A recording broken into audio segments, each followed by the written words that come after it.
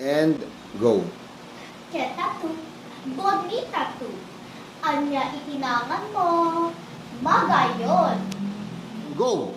Chabacano, Ilocano, Bicolano, ilan sa wikang mayroon sa bayan mo? Batid ba ng kahit na sino ito? O sadyang lilimot na ng mga tao? Go. Ako'y isang Pinoy sa puso diwan. Wika ng kapayapaan, atin itong palayain. Ng bayan ay pagpalain ng Diyos Ama natin.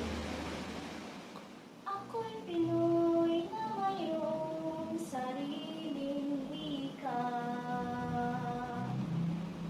Batis ng karunungan, nililinang itong mamamayan.